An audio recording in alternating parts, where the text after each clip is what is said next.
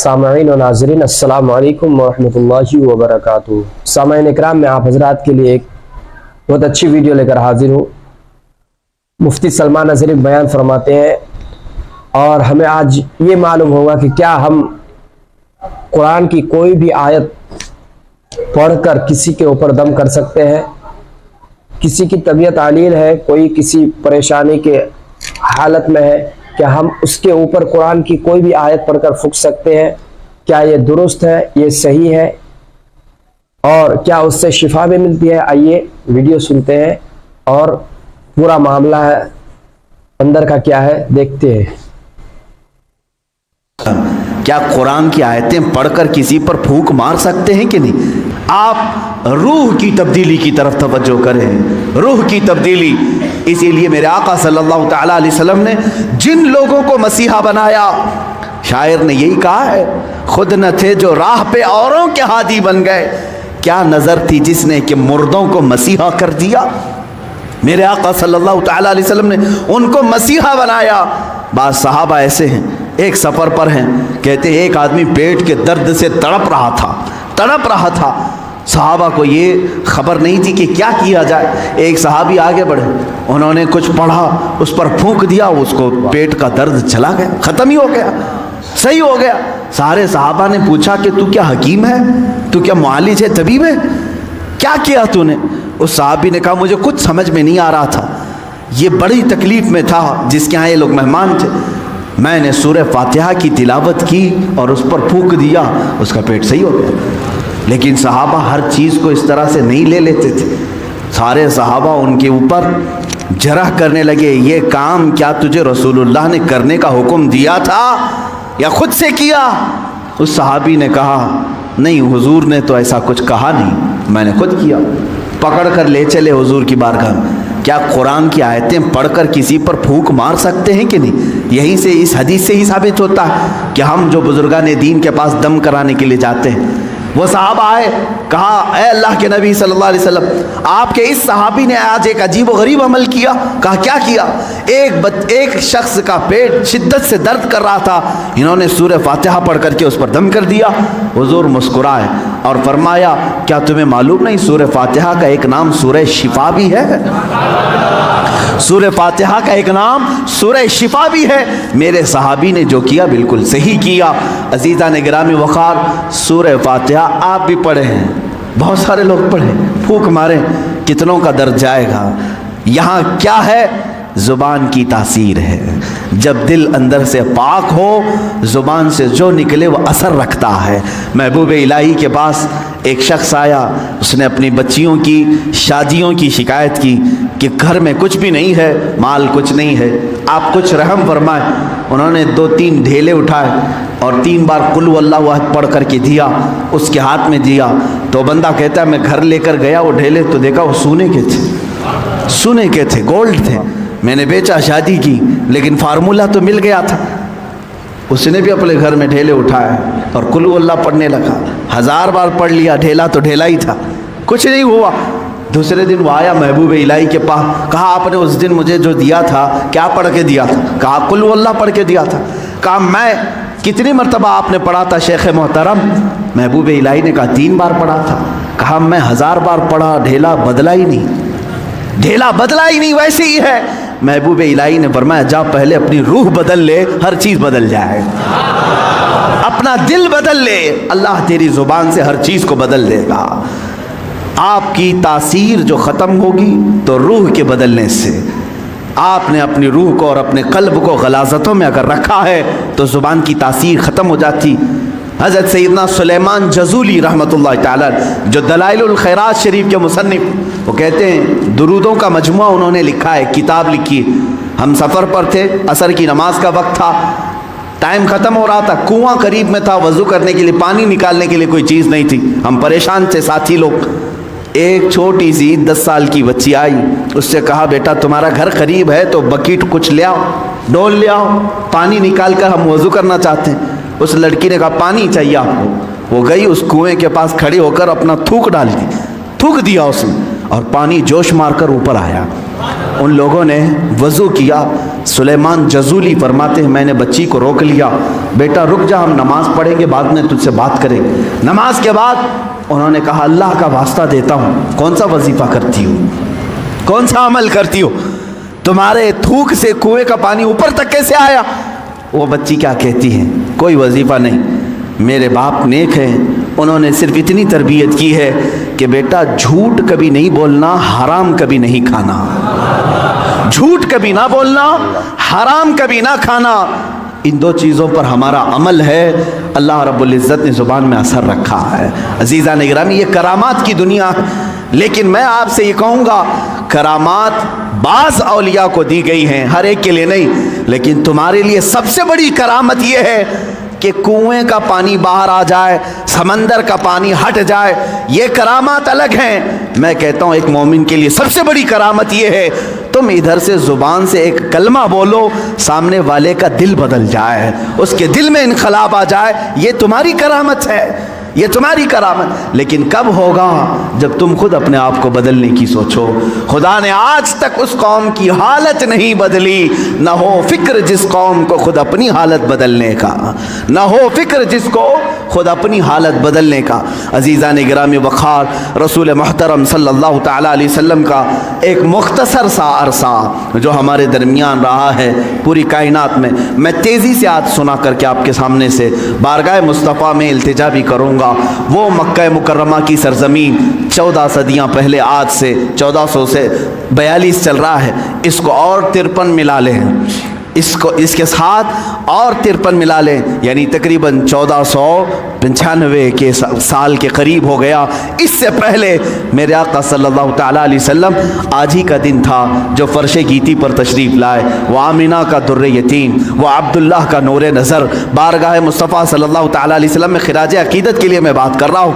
वो दुर्र यतीम जब घर तशरीफ़ लाया तो ऐसा घर था कि बाप पहले से नहीं है, माँ अकेली हैं, मुआवज़ा देने की ताकत नहीं रखती, दाया के हाथ में दे दिया हलीमा सादिया को, ये कह करके कि 2 साल दूध पिलाएगी, उजरत की तमन्ना मत रखना, मेरे घर में माल की बड़ी शिद्दत की कमी है, इस बच्चे का बाप नहीं, ये यतीम बच्चा है।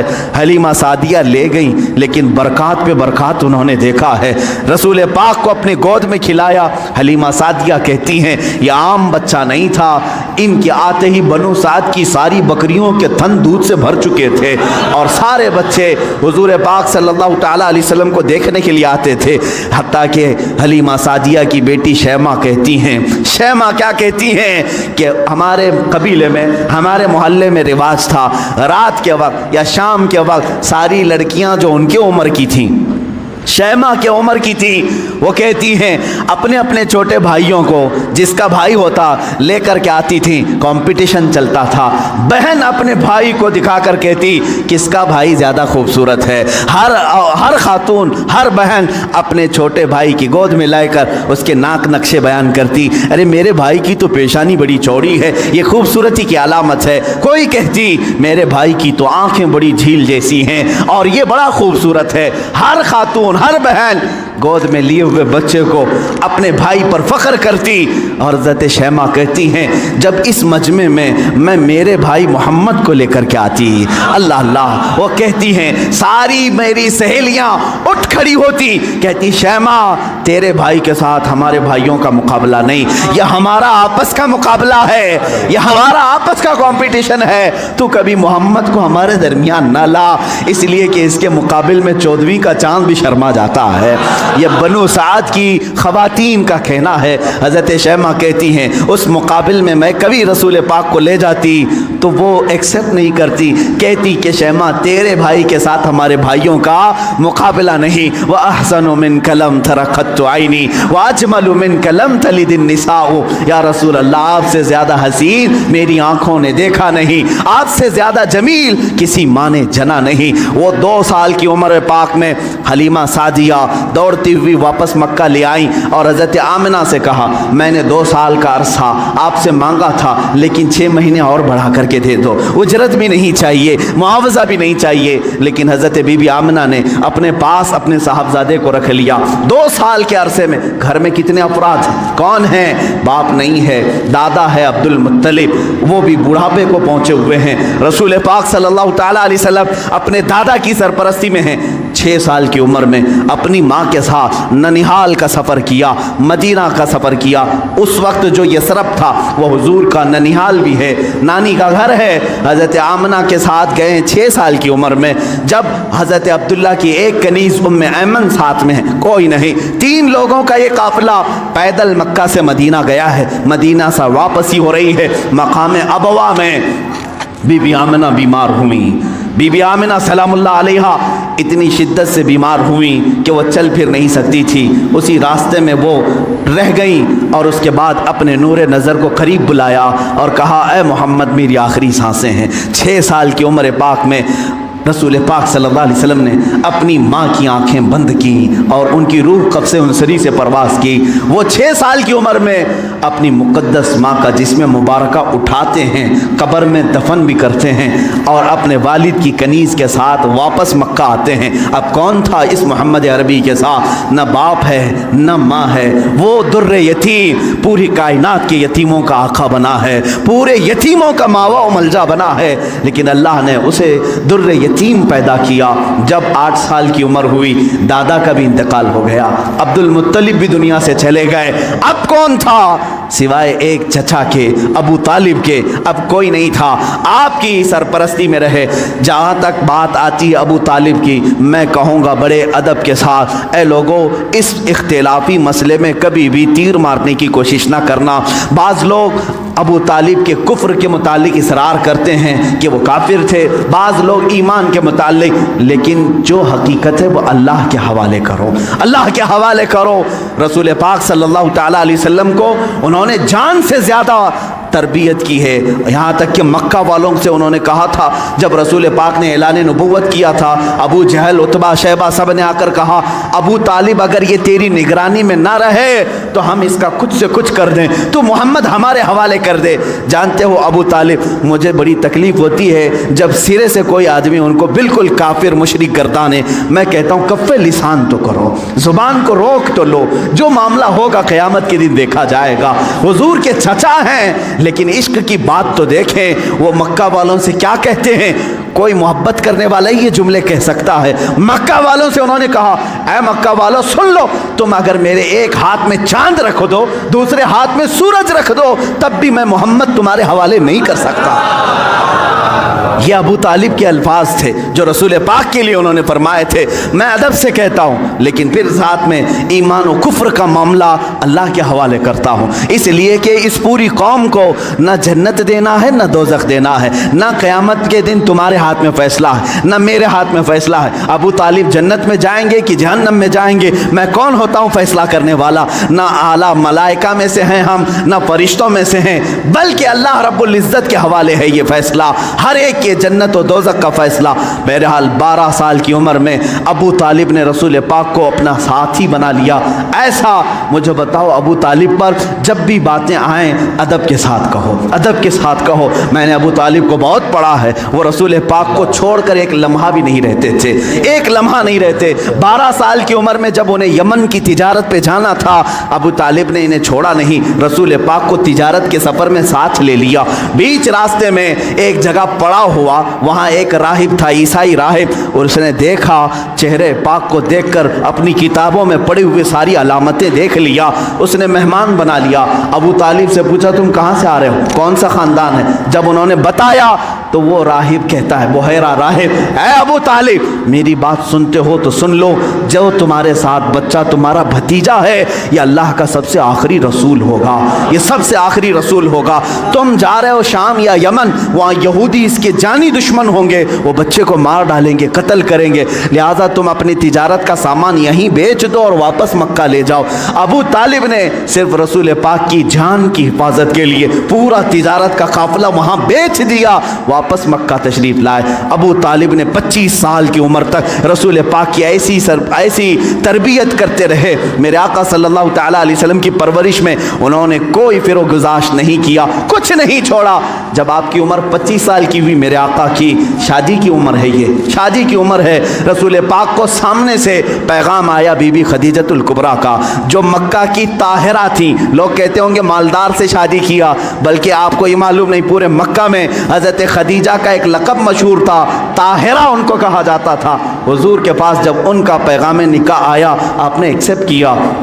آپ سوچیں 25 سال کی عمر میں 40 سال کی خاتون سے نکاح کرنے والا صرف عورتوں کا دل دادا نہیں ہو سکتا، وہ بھی بیوہ عورت، دو شوہر ان کے ہو چکے تھے، اس سے پہلے انتقال کر چکے تھے، تیسرے شوہر میرے آقا ہیں۔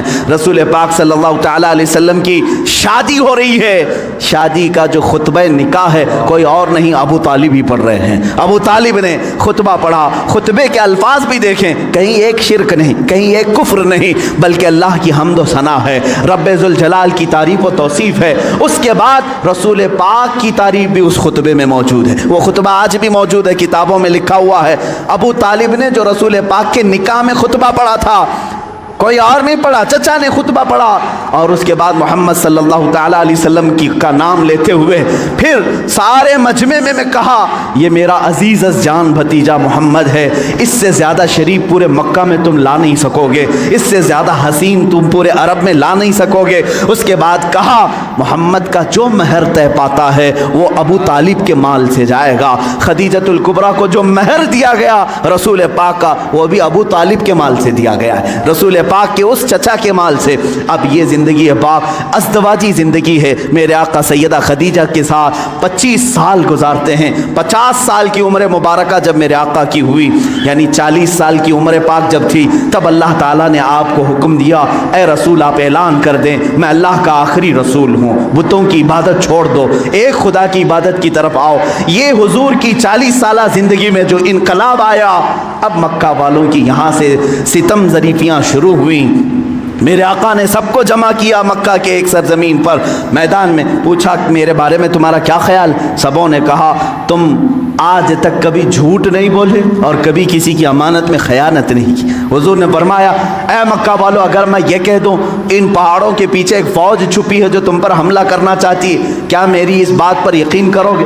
سارے مکہ والوں نے ایک زبان ہو کر کہا آج تک کبھی آپ نے جھوٹ کہا نہیں، اگر آپ کہتے ہیں کہ فوج ہے ہم اس کو بھی مانیں گے، ہم اس کو بھی یقین کے ساتھ تسلیم کریں گے۔ حضور نے فرمایا جب میری باتوں پر اتنا تمہیں یقین ہے تو سنو، میں تمہیں کہتا ہوں اللہ ایک ہے، خدا ایک ہے، معبود ایک ہے، مسجود ایک ہے، ہر ایک کے سامنے سر جھکانا یہ تمہیں زیب نہیں دیتا، اور میں محمد اللہ کا آخری رسول ہوں، اس کی طرف سے اخلاقی تعلیمات لے آیا ہوں، تمہاری روحوں کا بدلنے آیا ہوں۔ جب میرے آقا نے فرمایا سارے مکہ والے ناراض ہوئے، سوائے حضرت علی کرم اللہ وجہہ الکریم کے، کوئی اس میدان میں ایمان لانے والا نہیں تھا۔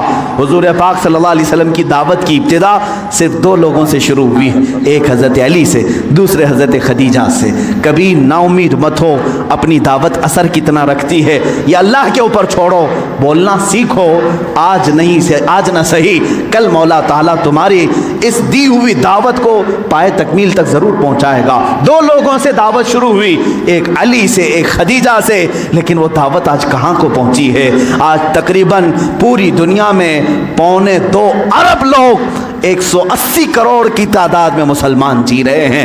وہ 2 لوگوں سے شروع ہونے والی دعوت 200 کروڑ کو پہنچ چکی ہے، لیکن ایسا سیل رواں ہے کہ تھمنے کا نام نہیں لیتا۔ وہ دعوت رسول اللہ کی جو مکہ کی ان چوٹیوں سے نکلی تھی، فاران کے ان پہاڑیوں سے نکلی تھی، آج تک زندہ ہے اور صبح قیامت تک یہ دعوت زندہ ہی رہے گی۔ حضرات گرامی، یہ تھا مفتی سلمان اظہری کا ایک بہت پرخلوص بہترین بیان۔ تو ہمیں اس سے پتہ چلا کہ قرآن کی آیت پڑھ کر کسی بھی بیمار آدمی پر اگر ہم پڑھ کر دم کر دیتے ہیں تو اس کی برکت سے، اس کی بدولت، قرآن کی آیت کے بدلے اللہ تعالیٰ اس بیمار کو شفا بھی دیتا ہے۔ اور مفتی سلمان اظہری نے یہ بھی بتائے کہ سورہ فاتحہ کا نام دوسرا سورہ شفا بھی ہے۔ اگر سورہ شفا یعنی سورہ فاتحہ آپ پڑھ کر کسی بھی بیمار پر اچھے سچے دل سے، اچھے اخلاق سے پڑھ کر، دل سے پڑھ کر اس پر دم کر دیتے ہیں تو ضرور اللہ تبارک و تعالی اس مریض کو شفا عطا کرتا ہے۔ تو دوستو، ہمیں پتہ چلا کہ قرآن کی کتنی بڑی فضیلت ہے قرآن کی آیتوں میں، تو ہمیں قرآن کی زیادہ سے زیادہ تلاوت کرنے کی توفیق عطا فرمائے۔ السلام علیکم ورحمۃ اللہ۔